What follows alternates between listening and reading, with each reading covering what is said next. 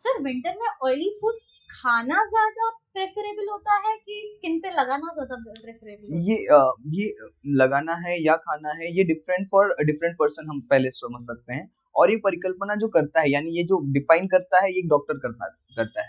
Okay. उसमें कभी ऐसे भी पेशेंट हमारे पास आ गए हैं, ऐसे भी लोग आते हैं जिनको हम घी खाने को ही दे रहे हैं कि नहीं, यू कैन हैव दिस घी। लेकिन कभी कभी ऐसे भी पेशेंट आते हैं, रफनेस, दोनों को रफनेस है, दोनों को ड्राई स्किन हो गया है, दोनों को कुछ चाहिए जिससे उसको ड्राइनेस कम हो जाए, लेकिन हमने किसी को इंटरनली यूज दिया, किसको एक्सटर्नल यूज दिया, और किसी को दोनों दिया। ओके।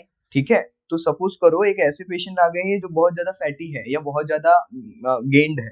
ठीक है, तो अगर बहुत ज्यादा गेंड है तो हम वहां पर अवॉइड करेंगे घी, तेल, वसा, मज्जा, ये जो चार स्नेह हैं, ये जो चार फैट डिपोजिट करने वाली चीजें हैं, ये हम अवॉइड करते हैं उनको देने के लिए। यहाँ पर हम अप्लाई अप्लाई करके करने के लिए दे सकते हैं। बहुत ज्यादा कृश है, उसको हम लगाने के लिए भी देंगे और खाने के लिए भी देंगे।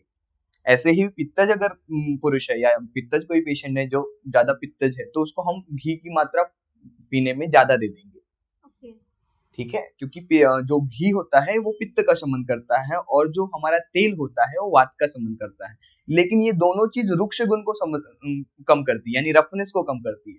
तो हम घी भी दे सकते हैं, तेल भी दे सकते हैं, लेकिन किस पर्सन को डिपेंड करता है, उसकी प्रकृति क्या है। तो वातज प्रकृति अगर है तो आप तेल दीजिए, पित्तज प्रकृति है तो आप घी दीजिए।